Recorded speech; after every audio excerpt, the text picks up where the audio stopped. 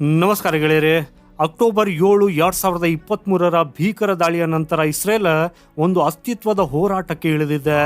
ವಿಶ್ವಸಂಸ್ಥೆಯಿಂದ ಹಿಡಿದು ಅಂತಾರಾಷ್ಟ್ರೀಯ ನ್ಯಾಯಾಲಯಗಳವರೆಗೆ ಮತ್ತು ಅಮೆರಿಕಾದಂಥ ಸೂಪರ್ ಪವರ್ ರಾಷ್ಟ್ರಗಳು ಕೂಡ ಇಸ್ರೇಲ್ ಮೇಲೆ ಒತ್ತಡ ಹೇರ್ತಾ ಇವೆ. ಇಡೀ ಜಗತ್ತೇ ಇಸ್ರೇಲನ್ನು ಒಂಟಿ ಮಾಡುವುದಕ್ಕಾಗಿ ಸಂಚು ರೂಪಿಸುತ್ತಿರುವ ಈ ಕಠಿಣ ಸಮಯದಲ್ಲಿ ಒಂದು ದೇಶ ಮಾತ್ರ ಯಾವುದೇ ಸದ್ದುಗದ್ದಲವಿಲ್ಲದೆ ಇಸ್ರೇಲ್ ಬೆನ್ನಿಗೆ ಬಂಡೆಯಂತೆ ನಿಂತಿದೆ. ಹಾಗೂ ಅದುವೇ ನಮ್ಮ ಹೆಮ್ಮೆಯ ಭಾರತ. ಇತ್ತೀಚೆಗೆ ಆಮ್ನೆಸ್ಟಿ ಇಂಟರ್ನ್ಯಾಷನಲ್ ಬಿಡುಗಡೆ ಮಾಡಿದ ಒಂದು ವರದಿ ಇಡೀ ಪಾಶ್ಚಿಮಾತ್ಯ ಜಗತ್ತನ್ನೇ ಬೆಚ್ಚಿ ಬೀಳಿಸಿದೆ. ಆ ವರದಿಯ ಪ್ರಕಾರ ಯುದ್ಧ ಶುರುವಾದಾಗಿನಿಂದ ಭಾರತದಿಂದ ಇಸ್ರೇಲ್ಗೆ ಬರೋಬ್ಬರಿ 2596 ರಹಸ್ಯ ಶಸ್ತ್ರಾಸ್ತ್ರಗಳ ಹಾಗೂ ಮಿಲಿಟರಿ ಬಿಡಿಭಾಗಗಳ ಸರಕು ರವಾನೆಯಾಗಿದೆ. ಹೌದು, ನೀವು ಕೇಳ್ತಾ ಇರುವುದು ಅಕ್ಷರಶಃ ಸತ್ಯ. ಹಾಗಾದ್ರೆ ಭಾರತ ಈ ಮಟ್ಟಿಗೆ ಜಗತ್ತಿನ ಎದುರು ನಿಂತು ಇಸ್ರೇಲ್ನನ್ನ ಯಾಕೆ ರಕ್ಷಿಸುತ್ತಿದೆ? ಕೇವಲ ಡ್ರೋನ್ಗಳು ಅಥವಾ ಕ್ಷಿಪಣಿಗಳ ವ್ಯಾಪಾರಕ್ಕಾಗಿನ? ಖಂಡಿತ ಅಲ್ಲ.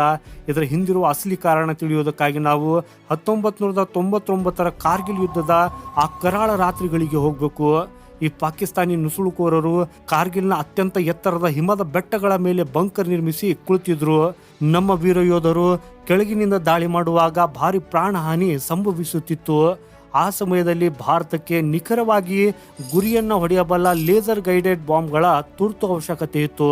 ಆದರೆ 1998 ಪೋಖ್ರಾನ್ ಅಣು ಪರೀಕ್ಷೆಯ ಕಾರಣ ನೀಡಿ ಅಮೆರಿಕ ಸೇರಿದಂತೆ ಇಡೀ ಜಗತ್ತು ಭಾರತದ ಮೇಲೆ ಆರ್ಥಿಕ ಮತ್ತು ಸೇನಾ ನಿರ್ಬಂಧಗಳನ್ನು ಹೇರಿತ್ತು. ಸೊ ಆ ಕಷ್ಟದ ಸಮಯದಲ್ಲಿ ತನ್ನದೇ ದೇಶದ ನಿಯಮಗಳನ್ನು ಮುರಿದು ರಾತ್ರೋರಾತ್ರಿ ತನ್ನ ಶಸ್ತ್ರಾಸ್ತ್ರಗಳ ಉಗ್ರಾಣವನ್ನ ಭಾರತಕ್ಕಾಗಿ ತೆರೆದಿಟ್ಟ ಏಕೈಕ ದೇಶ ಇಸ್ರೇಲ್. ಗೆಳೆಯರೆ, ಅಂದು ಇಸ್ರೇಲ್ ಮಾಡಿದ ಆ ಉಪಕಾರವನ್ನು ಭಾರತ ಇವತ್ತಿಗೆ 2596 ಶಸ್ತ್ರಾಸ್ತ್ರಗಳ ರವಾನೆಯ ಮೂಲಕ ತೀರಿಸುತ್ತಿದೆ. ಹಾಗಾದ್ರೆ ಈ ಎರಡು ದೇಶಗಳ ನಡುವಿನ ಈ ಆಳವಾದ ಮುರಿಯಲಾಗದ ಬಾಂಧವ್ಯದ ಹಿಂದಿನ ಅಸಲಿ ರಹಸ್ಯವೇನು? ಪ್ರಧಾನಿ ಮೋದಿ, ಅಜಿತ್ ದೋವಲ್ ಮತ್ತು ಎಸ್ ಜಯಶಂಕರ್ ಸೇರಿ ಹಣಿಯುತ್ತಿರುವ ಆ ಗ್ರ್ಯಾಂಡ್ ಸ್ಟ್ರಾಟಜಿ ಈ ಚೀನಾ ಮತ್ತು ಅಮೆರಿಕದ ನಿದ್ದೆಗೆಡಿಸುತ್ತಿರುವುದು ಯಾಕೆ? ಸೊ ಬನ್ನಿ ಗೆಳೆಯರೆ, ಇವತ್ತಿನ ಈ ವಿಶೇಷ ಡಾಕ್ಯುಮೆಂಟರಿಯಲ್ಲಿ ಈ ಎಲ್ಲ ಪ್ರಶ್ನೆಗಳಿಗೆ ಉತ್ತರ ಹುಡ್ಕೋಣ. ಅದಕ್ಕಾಗಿ ಇಂಟ್ರೆಸ್ಟಿಂಗ್ ವಿಡಿಯೋವನ್ನು ಕೊನೆವರೆಗೂ ನೋಡಿ.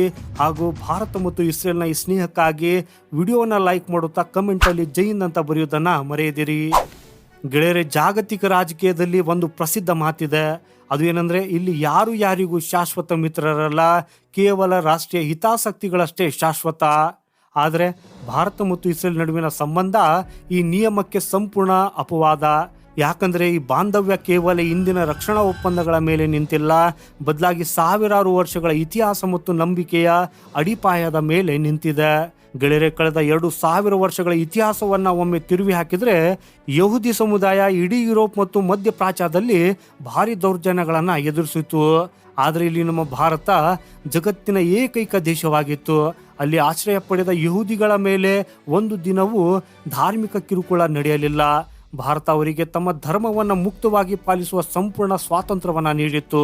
ಹಾಗೂ ಇಸ್ರೇಲ್ನ ಜನತೆ ಮತ್ತು ಅಲ್ಲಿನ ಸರ್ಕಾರಗಳು ಭಾರತದ ಐತಿಹಾಸಿಕ ಮಾನವೀಯತೆಯನ್ನು ಇವತ್ತಿಗೂ ಮರ್ತಿಲ್ಲ. ಗೆಳೆಯರೆ, 1992 ಭಾರತ ಮತ್ತು ಇಸ್ರೇಲ್ ನಡುವೆ ಯಾವುದೇ ಅಧಿಕೃತ ರಾಜತಾಂತ್ರಿಕ ಸಂಬಂಧಗಳಿರಲಿಲ್ಲ. ಆದರೂ ಭಾರತ ಸಂಕಷ್ಟಕ್ಕೆ ಸಿಲುಕಿದಾಗಲೆಲ್ಲ ಇಸ್ರೇಲ್ ತನ್ನ ಪ್ರಾಣವನ್ನು ಪಣಕ್ಕಿಟ್ಟು ಸಹಾಯವನ್ನು ಮಾಡಿದೆ. 1962 ಚೀನಾ ಭಾರತದ ಮೇಲೆ ಅನಿರೀಕ್ಷಿತ ದಾಳಿ ಮಾಡಿದಾಗ ನಮ್ಮ ಸೇನೆಯ ಬಳಿ ಆಧುನಿಕ ಶಸ್ತ್ರಾಸ್ತ್ರಗಳ ತೀವ್ರ ಕೊರತೆ ಇತ್ತು. ಅಂದಿನ ಪ್ರಧಾನಿ ಜವಾಹರ್ಲಾಲ್ ನೆಹರು ಅವರು ಇಸ್ರೇಲ್ನ ಪ್ರಧಾನಿ ಡೇವಿಡ್ ಬೆನ್ ಗುರಿಯನ್ ಅವರಿಗೆ ತುರ್ತು ಸಹಾಯ ಕೋರಿ ಪತ್ರ ಬರೆದರು. ಯಾವುದೇ ಔಪಚಾರಿಕ ಒಪ್ಪಂದವಿಲ್ಲದಿದ್ದರೂ ಇಸ್ರೇಲ್ ತಕ್ಷಣವೇ ಭಾರಿ ಪ್ರಮಾಣದ ಮಾರ್ಟರ್ ಮತ್ತು ಮದ್ದುಗುಂಡುಗಳನ್ನು ಭಾರತಕ್ಕೆ ಕಳುಹಿಸಿತು. ಇದಷ್ಟೇ ಅಲ್ಲ, ಆ ಶಸ್ತ್ರಾಸ್ತ್ರಗಳ ಮೇಲೆ ಇಸ್ರೇಲ್ನ ಮುದ್ರೆ ಇರಲೇಬೇಕು ಅಂತ ಹೆಮ್ಮೆಯಿಂದ ಹೇಳಿ ಕಳಿಸಿಕೊಟ್ಟಿತ್ತು. ಗೆಳೆಯರೆ, ಈ ಕಥೆ ಇಲ್ಲಿಗೆ ನಿಲ್ಲೋದಿಲ್ಲ. 1965 ಮತ್ತು 1971 ಯುದ್ಧಗಳಲ್ಲಿ ಪಾಕಿಸ್ತಾನದ ಬೆನ್ನಿಗೆ ನಿಂತಿದ್ದ ಅಮೆರಿಕ ಮತ್ತು ಬ್ರಿಟನ್ ಭಾರತಕ್ಕೆ ಶಸ್ತ್ರಾಸ್ತ್ರ ಪೂರೈಕೆಯನ್ನು ಸಂಪೂರ್ಣವಾಗಿ ಸ್ಥಗಿತಗೊಳಿಸಿದವು. ಆಗಲೂ ಇಸ್ರೇಲ್ ಭಾರತಕ್ಕೆ M58 ಮಾರ್ಟರ್ಗಳನ್ನು ಪೂರೈಸಿ ತನ್ನ ಸ್ನೇಹವನ್ನು ಸಾಬೀತುಪಡಿಸಿತು. 1971 ಬಾಂಗ್ಲಾದೇಶದ ವಿಮೋಚನಾ ಯುದ್ಧದ ರೋಚಕ ಕಥೆಯಂತೂ ಹಾಲಿವುಡ್ ಸಿನಿಮಾಗಳನ್ನು ಮೀರಿಸುವಂತಹದ್ದು. ಅಂದಿನ ಇಸ್ರೇಲ್ ಪ್ರಧಾನಿ ಗೋಲ್ಡಾ ಮೇರ್ ಅವರು ಫ್ರಾನ್ಸ್ನಿಂದ ಇಸ್ರೇಲ್ಗೆ ಬರ್ತಾ ಇದ್ದ ಶಸ್ತ್ರಾಸ್ತ್ರಗಳ ಹಡಗುಗಳನ್ನು ನಡು ರಸ್ತೆಯಲ್ಲಿ ಭಾರತದ ಕಡೆಗೆ ತಿರುಗಿಸುವಂತೆ ಆದೇಶವನ್ನು ನೀಡಿದರು. ಹಾಗೆಯೇ ಇದೇ ಸಮಯದಲ್ಲಿ ಜಗತ್ತಿನ ಅತ್ಯಂತ ಅಪಾಯಕಾರಿ ಗುಪ್ತಚರ ಸಂಸ್ಥೆಯಾದ ಮೊಸಾದ ಪಾಕಿಸ್ತಾನಿ ಸೇನೆಯ ಪ್ರತಿಯೊಂದು ಚಲನವಲನದ ರಹಸ್ಯ ಮಾಹಿತಿಯನ್ನು ಭಾರತದ ರಾವ್ ಸಂಸ್ಥೆಗೆ ಕ್ಷಣಕ್ಕೂ ರವಾನಿಸುತ್ತಿತ್ತು. ಹಾಗೂ ನಂತರ ಬಂದದ್ದೇ 1999 ಕಾರ್ಗಿಲ್ ಯುದ್ಧ. ಪಾಕಿಸ್ತಾನಿಗಳು ಹಿಮಚ್ಛಾದಿತ ಪರ್ವತಗಳ ತುದಿಯಲ್ಲಿ ಕುಳಿತು ಅಟ್ಟಹಾಸ ಮೆರೆಯುತ್ತಿದ್ರು. ಭಾರತದ ಮಿರಾಜ್ 2000 ಯುದ್ಧ ವಿಮಾನಗಳಿಗೆ ನಿಖರವಾದ ಗುರಿ ತೋರುವ ತಂತ್ರಜ್ಞಾನದ ಕೊರತೆ ಇತ್ತು. ಸೊ ಆಗ ಇಸ್ರೇಲ್ ನೀಡಿದ ಲೇಸರ್ ಗೈಡೆಡ್ ಬಾಂಬುಗಳನ್ನು ಅಳವಡಿಸಿಕೊಂಡು ಭಾರತೀಯ ವಾಯುಪಡೆಗೆ ಟೈಗರ್ ಹಿಲ್ ಸೇರಿದಂತೆ ಪ್ರತಿಯೊಂದು ಬೆಟ್ಟದಲ್ಲಿದ್ದ ಶತ್ರುಗಳ ಬಂಕರ್ಗಳನ್ನು ಧೂಳಿಪಟ ಮಾಡಿತು. ಜೊತೆಗೆ ಇಸ್ರೇಲ್ ನೀಡಿದ ಸರ್ಚರ್ ಮತ್ತು ಹೆರಾನ್ ಡ್ರೋನ್ಗಳು ಭಾರತೀಯ ಸೇನೆಗೆ ಶತ್ರುಗಳ ಲೈವ್ ವಿಡಿಯೋಗಳನ್ನು ಒದಗಿಸಿ ಯುದ್ಧದ ಗತಿಯನ್ನೇ ಬದಲಾಯಿಸಿದವು. ಸೊ ಅಂದಿನಿಂದ ಇಸ್ರೇಲ್ ರಷ್ಯಾದ ನಂತರ ಭಾರತದ ಅತಿ ದೊಡ್ಡ ಮತ್ತು ಅತ್ಯಂತ ವಿಶ್ವಾಸಾರ್ಹ ರಕ್ಷಣಾ ಪಾಲುದಾರನಾಗಿ ಹೊರಹೊಮ್ಮಿತ್ತು. ಗೆಳೆಯರೆ, ಸಿಪ್ರಿ ವರದಿಯ ಪ್ರಕಾರ ಇಂದು ಭಾರತವು ಇಸ್ರೇಲ್ನ ರಕ್ಷಣಾ ರಫ್ತಿನ ಅತಿ ದೊಡ್ಡ ಖರೀದಿದಾರ. ಇಸ್ರೇಲ್ ಭಾರತಕ್ಕೆ ಶಸ್ತ್ರಾಸ್ತ್ರ ಪೂರೈಸುವ 4ನೇ ಅತಿ ದೊಡ್ಡ ದೇಶ. ಆದರೆ ಇಂದಿನ ವಾಸ್ತವಿಕ ಚಿತ್ರಣವನ್ನು ಸ್ವಲ್ಪ ಸೂಕ್ಷ್ಮವಾಗಿ ಗಮನಿಸಿ. ಅಕ್ಟೋಬರ್ 7ರ ನಂತರ ಗಾಜಾದಲ್ಲಿ ಯುದ್ಧ ಭುಗಿಲೆದ್ದಾಗ ಮಾನವ ಹಕ್ಕುಗಳ ಹೆಸರಿನಲ್ಲಿ ಪಾಶ್ಚಿಮಾತ್ಯ ದೇಶಗಳು ಇಸ್ರೇಲನ್ನು ಕೈ ಬಿಟ್ಟವು. ಆರ್ಥಿಕ ದಿಗ್ಬಂಧನದ ಬೆದರಿಕೆಯನ್ನು ಹಾಕಿದವು. ಆ ಕ್ಷಣದಲ್ಲಿ ಇಸ್ರೇಲ್ ಕೇಳಿದ್ದೆ ತಡ ಭಾರತ ತನ್ನ ಶಸ್ತ್ರಾಸ್ತ್ರ ಕಾರ್ಖಾನೆಗಳ ಉತ್ಪಾದನೆಯನ್ನು ದುಪ್ಪಟ್ಟು ಮಾಡಿತು. ಗುಟ್ಟಾಗಿ ಯಾವುದೇ ಅಬ್ಬರವಿಲ್ಲದೆ ಕನಿಷ್ಠ 2596 ಶಸ್ತ್ರಾಸ್ತ್ರಗಳ ರವಾನೆ ಇಸ್ರೇಲ್ಗೆ ತಲುಪಿದೆ ಅಂತ ಸ್ವತಃ ಆಮ್ನೆಸ್ಟಿ ಇಂಟರ್ನ್ಯಾಷನಲ್ ಬಾಯ್ಬಿಟ್ಟಿದೆ. ಗೆಳೆಯರೆ, ಇದರಲ್ಲಿ ಕೇವಲ ಮದ್ದು ಗುಂಡುಗಳಷ್ಟೇ ಅಲ್ಲ, ಅತ್ಯಾಧುನಿಕ ತಂತ್ರಜ್ಞಾನವೂ ಕೂಡ ಸೇರಿದೆ. ಹೈದರಾಬಾದ್ನಲ್ಲಿರುವ ಅದಾನಿ ಮತ್ತು ಎಲಿಬಿಟ್ ಸಿಸ್ಟಮ್ ಜಂಟಿ ಉದ್ಯಮದಲ್ಲಿ ತಯಾರಾಗುತ್ತಿರುವ ವಿಶ್ವದ ಅತ್ಯಂತ ಅಪಾಯಕಾರಿ ಡ್ರೋನ್ಗಳಲ್ಲಿ ಒಂದಾದ ಹರ್ಮಿಸ್ 900 ಡ್ರೋನ್ಗಳ ಏರೋಸ್ಟ್ರಕ್ಚರ್ಗಳನ್ನು ನೇರವಾಗಿ ಇಸ್ರೇಲ್ ಸೇನೆಗೆ ಕಳಿಸಲಾಗ್ತಾ ಇದೆ. ಗೆಳೆಯರೆ, ಭಾರತ ಕೇವಲ ಇಲ್ಲಿ ಮಿಲಿಟರಿ ಸಹಾಯವನ್ನು ಅಷ್ಟೇ ಮಾಡಿಲ್ಲ. ಯುದ್ಧದ ಕಾರಣದಿಂದ ಇಸ್ರೇಲ್ ಸುಮಾರು 1 ಲಕ್ಷಕ್ಕೂ ಹೆಚ್ಚು ಪ್ಯಾಲೆಸ್ತೀನಿಯನ್ ಕಾರ್ಮಿಕರ ವರ್ಕ್ ಪರ್ಮಿಟ್ಗಳನ್ನು ರದ್ದುಗೊಳಿಸಿತ್ತು. ಸೊ ಇದರಿಂದ ಇಸ್ರೇಲ್ನ ನಿರ್ಮಾಣ ವಲಯ ಮತ್ತು ಇಡೀ ಆರ್ಥಿಕತೆ ಕುಸಿಯುವ ಹಂತಕ್ಕೆ ತಲುಪಿತ್ತು. ಹಾಗೂ ಆ ಸಮಯದಲ್ಲಿ ಭಾರತ ತಕ್ಷಣವೇ ಗೋರ್ಮೆಂಟ್ ಟು ಗೋರ್ಮೆಂಟ್ ಒಪ್ಪಂದದ ಮೂಲಕ ಸಾವಿರಾರು ನುರಿತ ಭಾರತೀಯ ಕಾರ್ಮಿಕರನ್ನು ಇಸ್ರೇಲ್ಗೆ ಕಳಿಸಿ ಅಲ್ಲಿನ ಆರ್ಥಿಕತೆಗೆ ಸಂಜೀವನಿಯನ್ನ ನೀಡಿತು. ಹಾಗಾಗಿ ಗೆಳೆಯರೆ, ಇದೇ ಕಾರಣಕ್ಕೆ ಇಡೀ ಜಗತ್ತು ಇಸ್ರೇಲನ್ನು ಮೂಲೆಗಂಪು ಮಾಡಲು ಪ್ರಯತ್ನಿಸುತ್ತಿರುವಾಗ ಇಸ್ರೇಲ್ ಪ್ರಧಾನಿ ಬೆಂಜಮಿನ್ ನೆತನ್ಯಾಹು ಎದೆ ತಟ್ಟಿ ಹೇಳ್ತಾರೆ, ಇಸ್ರೇಲ್ ಎಂದಿಗೂ ಒಂಟಿಯಾಗಲು ಸಾಧ್ಯವಿಲ್ಲ, ಯಾಕಂದ್ರೆ ನಮ್ಮ ಜೊತೆ 142 ಕೋಟಿ ಭಾರತೀಯರಿದ್ದಾರೆ ಅಂತ. ನೆತನ್ಯಾಹು ಅವರು ಪ್ರಧಾನಿ ಮೋದಿಯವರನ್ನ ತಮ್ಮ ಆಪ್ತ ಮಿತ್ರ ಅಂತ ಬಹಿರಂಗವಾಗಿ ಘೋಷಿಸಿದ್ದಾರೆ. ಆದ್ರೆ ಗೆಳೆಯರೆ, ಪರದೆಯ ಹಿಂದೆ ನಡೆಯುತ್ತಿರುವ ಅಸಲಿ ಆಟನೇ ಬೇರೆಯೇ ಇದೆ. ಇಲ್ಲಿಯ ಪ್ರಧಾನಿ ನರೇಂದ್ರ ಮೋದಿ, ರಾಷ್ಟ್ರೀಯ ಭದ್ರತಾ ಸಲಹೆಗಾರ ಅಜಿತ್ ದೋವಲ್ ಮತ್ತು ವಿದೇಶಾಂಗ ಸಚಿವ ಎಸ್ ಜೈಶಂಕರ್ ಅವರ ಗ್ರ್ಯಾಂಡ್ ಸ್ಟ್ರಾಟಜಿ ಅನಾವರಣಗೊಳ್ಳುವುದು. ಗೆಳೆಯರೆ, ದಶಕಗಳ ಕಾಲ ಭಾರತದ ವಿದೇಶಾಂಗ ನೀತಿಯಲ್ಲಿ ಇಸ್ರೇಲ್ ಮತ್ತು ಪ್ಯಾಲೆಸ್ತೀನನ್ನ ಒಂದೇ ತಕ್ಕಡಿಯಲ್ಲಿ ತೂಗಲಾಗ್ತಾ ಇತ್ತು. ಭಾರತದ ಯಾವುದೇ ನಾಯಕ ಇಸ್ರೇಲ್ಗೆ ಭೇಟಿ ನೀಡಿದ್ರೆ ಅರಬ್ ದೇಶಗಳನ್ನು ಸಮಾಧಾನ ಪಡಿಸುವುದಕ್ಕಾಗಿ ಕಡ್ಡಾಯವಾಗಿ ಪ್ಯಾಲೆಸ್ತೀನ್ಗೂ ಭೇಟಿ ನೀಡಬೇಕಿತ್ತು.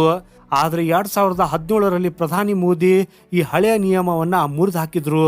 ಇಸ್ರೇಲ್ಗೆ ಭೇಟಿ ನೀಡಿದ ಮೊದಲ ಭಾರತೀಯ ಪ್ರಧಾನಿ ಅನ್ನೋ ಇತಿಹಾಸ ಬರೆದ ಮೋದಿ ಆ ಪ್ರವಾಸದಲ್ಲಿ ಪ್ಯಾಲೆಸ್ತೈನ್ಗೆ ಭೇಟಿ ನೀಡಲಿಲ್ಲ. ಹಾಗೂ ಇದನ್ನು ರಾಜತಾಂತ್ರಿಕ ಭಾಷೆಯಲ್ಲಿ ಡಿಹೈಫನೇಷನ್ ಅಂತ ಹೇಳಲಾಗ್ತದೆ. ಅಂದರೆ ಎರಡು ದೇಶದೊಂದಿಗಿನ ಸಂಬಂಧವನ್ನು ಪ್ರತ್ಯೇಕವಾಗಿ ಮತ್ತು ಸ್ವತಂತ್ರವಾಗಿ ನಿರ್ವಹಿಸುವುದು. ಆಶ್ಚರ್ಯಕರ ಸಂಗತಿ ಅಂದರೆ ಭಾರತ ಇಸ್ರೇಲ್ ಜೊತೆ ಇಷ್ಟೊಂದು ಆಪ್ತವಾಗಿದ್ರು ಸೌದಿ ಅರೇಬಿಯಾ ಮತ್ತು UAE-ನಂತಹ ಅರಬ್ ದೇಶಗಳೊಂದಿಗಿನ ಭಾರತದ ಸ್ನೇಹವು ಐತಿಹಾಸಿಕ ಎತ್ತರಕ್ಕೆ ಬೆಳೆದಿದೆ. ಹಾಗೂ ಇದೇ ಭಾರತದ ಅತಿ ದೊಡ್ಡ ರಾಜತಾಂತ್ರಿಕ ವಿಜಯ. ಗೆಳೆಯರೆ, ಪಾಶ್ಚಿಮಾತ್ಯ ಚಿಂತಕರ ನಿದ್ದೆಗೆಡಿಸಿರುವ ಮತ್ತೊಂದು ಮಹತ್ವದ ಬೆಳವಣಿಗೆ ಅಂದರೆ ITU2 ಒಕ್ಕೂಟ. ಭಾರತ, ಇಸ್ರೇಲ್, UAE ಮತ್ತು ಅಮೆರಿಕ ಸೇರಿ ರಚಿಸಿರುವ ಈ ಒಕ್ಕೂಟವನ್ನು ಪಾಶ್ಚಿಮಾತ್ಯ ಕ್ವಾಡ್ ಅಂತಾನೆ ಕರೆಯಲಾಗ್ತಾ ಇದೆ. ಶತಮಾನಗಳಿಂದ ಬದ್ಧ ಶತ್ರುಗಳಾಗಿದ್ದ ಅರಬ್ ರಾಷ್ಟ್ರಗಳು ಮತ್ತು ಇಸ್ರೇಲ್ ನಡುವಿನ ಕಂದಕವನ್ನು ಮುಚ್ಚಿ ಭಾರತ ತನ್ನ ಆರ್ಥಿಕ ಮತ್ತು ಸಾಮರಿಕ ಹಿತಾಸಕ್ತಿಗಳನ್ನು ಸಾಧಿಸುತ್ತಿದೆ. ಹಾಗೂ ಇದರ ಅತಿ ದೊಡ್ಡ ಮಾಸ್ಟರ್ ಸ್ಟ್ರೋಕ್ ಅಂದರೆ ಇಸ್ರೇಲ್ನ ಆಯಾಕಟ್ಟಿನ ಹೈಪರ್ ಬಂದರು. ಹಾಗೂ ಇವತ್ತಿಗೆ ಬಂದರಿನ ಸಂಪೂರ್ಣ ನಿರ್ವಹಣೆ ಭಾರತದ ಅದಾನಿ ಗ್ರೂಪ್ ಕೈಯಲ್ಲಿದೆ. ಗೆಳೆಯರು, ಇದು ಕೇವಲ ವ್ಯಾಪಾರವಲ್ಲ. ಚೀನಾದ ಕುಖ್ಯಾತ belt and road initiative BRI ಮತ್ತು ಪಾಕಿಸ್ತಾನದ ಗ್ವಾದರ್ ಬಂದರಿಗೆ ಭಾರತ ನೀಡ್ತಾ ಇರುವ ನೇರ ಹಾಗೂ ಕಠಿಣ ತಿರುಗೇಟು. ಒಮ್ಮೆ ಕಲ್ಪಿಸಿಕೊಳ್ಳಿ, ಭವಿಷ್ಯದಲ್ಲಿ ಭಾರತದ ಸರಕುಗಳು ಹಡಗಿನ ಮೂಲಕ UAE ತಲುಪುತ್ತವೆ. ಅಲ್ಲಿಂದ ರೈಲಿನ ಮೂಲಕ ಸೌದಿ ಅರೇಬಿಯಾ ಮತ್ತು ಜಾರ್ಡಾನ್ ಹಾದು ನೇರವಾಗಿ ಇಸ್ರೇಲ್ನ ಹೈಫಾ ಬಂದರು ತಲುಪ್ತಾವೆ. ಸೊ ಅಲ್ಲಿಂದ ಇಡೀ ಯುರೋಪ್ ಮಾರುಕಟ್ಟೆಗೆ ರವಾನೆ ಆಗ್ತವೆ. ಹಾಗೂ ಈ ಹೊಸ ಸರಬರಾಜು ಜಾಲ ಅಂದರೆ ಸಪ್ಲೈ ಚೈನ್ ಜಾಗತಿಕ ಭೌಗೋಳಿಕ ರಾಜಕೀಯದ ಸಂಪೂರ್ಣ ಆಟವನ್ನೇ ಬದಲಾಯಿಸಲಿದೆ. ಗೆಳೆಯರಲ್ಲಿ, ಕೇವಲ ಶಸ್ತ್ರಾಸ್ತ್ರ ಖರೀದಿಯಿಂದ ಎರಡು ದೇಶಗಳ ಸಂಬಂಧ ಶಾಶ್ವತವಾಗುವುದಕ್ಕಾಗಿ ಸಾಧ್ಯವಿಲ್ಲ ಅನ್ನೋದು ಭೌಗೋಳಿಕ ರಾಜಕೀಯ ತಜ್ಞರಿಗೆ ಚೆನ್ನಾಗಿ ಗೊತ್ತಿದೆ. ಸರ್ಕಾರಗಳು ಬದಲಾದಂತೆ ರಕ್ಷಣಾ ಒಪ್ಪಂದಗಳು ಬದಲಾಗಬಹುದು. ಆದ್ದರಿಂದಲೇ ಭಾರತ ಮತ್ತು ಇಸ್ರೇಲ್ 21ನೇ ಶತಮಾನದ ಅತ್ಯಾಧುನಿಕ ತಂತ್ರಜ್ಞಾನಗಳಾದ ಡೀಪ್ ಟೆಕ್, ಕೃತಕ ಬುದ್ಧಿಮತ್ತೆ, AI, ಸೈಬರ್ ಭದ್ರತೆ ಮತ್ತು ರೋಬೋಟಿಕ್ಸ್ ವಲಯಗಳಲ್ಲಿ ತಮ್ಮ ಬೇರುಗಳನ್ನು ಆಳವಾಗಿ ಬಿಡ್ತಾ ಇವೆ. ಭಾರತದ ಬೃಹತ್ ಮಾರುಕಟ್ಟೆ ಹಾಗೂ ಯುವ ಕಾರ್ಯಪಡೆ ಮತ್ತು ಇಸ್ರೇಲ್ನ ಅಸಾಧಾರಣ ತಾಂತ್ರಿಕ ಮೆದುಳು ಒಂದಾದರೆ ಆ ಶಕ್ತಿಯನ್ನು ಎದುರಿಸುವುದಕ್ಕಾಗಿ ಅಮೆರಿಕ ಮತ್ತು ಚೀನಾದಂತಹ ಸೂಪರ್ ಪವರ್ಗಳು ಹೆದರ್ತಾವೆ. ಗೆಳೆಯರೆ, ಕೃಷಿ ಮತ್ತು ಜಲ ನಿರ್ವಹಣೆಯಲ್ಲಿ ಇಸ್ರೇಲ್ ಸಾಧಿಸಿರುವ ಕ್ರಾಂತಿ ಜಗತ್ತಿಗೆ ಮಾದರಿ. ಮರುಭೂಮಿಯಲ್ಲೂ ಚಿನ್ನ ಬೆಳೆಯುವ ಇಸ್ರೇಲ್ನ ಹನಿ ನೀರಾವರಿ ತಂತ್ರಜ್ಞಾನ ಮತ್ತು ಸಮುದ್ರದ ನೀರನ್ನು ಕುಡಿಯುವ ನೀರಿಗಾಗಿ ಪರಿವರ್ತಿಸುವ ಡಿಸಲಿನೇಷನ್ ತಂತ್ರಜ್ಞಾನಗಳು ಇವತ್ತಿಗೆ ಭಾರತದ ಕೃಷಿ ವಲಯದ ಚಿತ್ರಣವನ್ನೇ ಬದಲಾಯಿಸುತ್ತಿವೆ. ಒಟ್ಟಾರೆಯಾಗಿ ಹೇಳುವುದಾದರೆ ಗೆಳೆಯರೆ, ಜಗತ್ತು ಭಾರತವನ್ನು ಕಡೆಗಣಿಸಿದಾಗ ಇಸ್ರೇಲ್ ನಮ್ಮ ಕೈ ಹಿಡಿಯಿತು. ಇವತ್ತಿಗೆ ಇಡೀ ಜಗತ್ತು ಇಸ್ರೇಲ್ ವಿರುದ್ಧ ನಿಂತಾಗ ಭಾರತ ತನ್ನ ಹಳೆಯ ಗೆಳೆಯನ ಋಣ ತೀರಿಸುತ್ತಿದೆ. ಇವೆರಡು ರಾಷ್ಟ್ರಗಳ ನಡುವಿನ ಈ ಬಾಂಧವ್ಯ ಕೇವಲ ಕಾಗದದ ಮೇಲಿರುವ ಒಪ್ಪಂದಗಳಲ್ಲ, ಇದು ರಕ್ತ, ಬೆವರು ಮತ್ತು ಪರಸ್ಪರ ನಂಬಿಕೆಯಿಂದ ಬೆಸೆದುಕೊಂಡಿರುವ ಐತಿಹಾಸಿಕ ಸಂಬಂಧ. ಹಾಗೂ ಈ ಬಾಂಧವ್ಯವನ್ನು ಮುರಿಯುವ ತಾಕತ್ತು ಇವತ್ತಿಗೆ ಜಗತ್ತಿನ ಯಾವುದೇ ಶಕ್ತಿಗಿಲ್ಲ. ಹಾಗಾದರೆ ಗೆಳೆಯರೆ, ಭಾರತದ ಈ ಅತ್ಯುನ್ನತ ರಾಜತಾಂತ್ರಿಕ ನಡೆ ಮತ್ತು ಇಸ್ರೇಲ್ ಜೊತೆಗಿನ ಈ ಆಳವಾದ ಸ್ನೇಹದ ಬಗ್ಗೆ ನಿಮ್ಮ ಅನಿಸಿಕೆ ಏನು? ಭಾರತದ ಈ ದಿಟ್ಟ ನಿರ್ಧಾರ ಸರಿಯಾಗಿದೆಯೇ? ನಿಮ್ಮ ಮೌಲ್ಯಯುತವಾದ ಅಭಿಪ್ರಾಯಗಳನ್ನು ದಯವಿಟ್ಟು ಕಾಮೆಂಟ್ ಬಾಕ್ಸ್ನಲ್ಲಿ ಬರೆದು ತಿಳಿಸಿ. ಹಾಗೆಯೇ ವಿಡಿಯೋದಲ್ಲಿರುವ ಮಾಹಿತಿ ನಿಮಗೆ ಇಷ್ಟವಾಗಿದ್ದರೆ ತಕ್ಷಣವೇ ಒಂದು ಲೈಕ್ ಮಾಡಿ, ನಿಮ್ಮ ಸ್ನೇಹಿತರೊಂದಿಗೆ ಶೇರ್ ಮಾಡಿ. ದೇಶ, ವಿದೇಶ ಮತ್ತು ಜಾಗತಿಕ ರಕ್ಷಣಾ ವಲಯದ ಇಂತಹದೇ ಅದ್ಭುತ ವಿಶ್ಲೇಷಣೆಗಳಿಗಾಗಿ ನಮ್ಮ ಚಾನೆಲನ್ನು ಈಗಲೇ ಸಬ್ಸ್ಕ್ರೈಬ್ ಮಾಡಿ. ಸಿಗೋಣ ಮುಂದಿನ ಮತ್ತೊಂದು ಇಂಟ್ರೆಸ್ಟಿಂಗ್ ಮಾಹಿತಿಯೊಂದಿಗೆ. ವಂದೇ ಮಾತರಂ. ಭಾರತ್ ಮಾತಾ ಕಿ ಜೈ.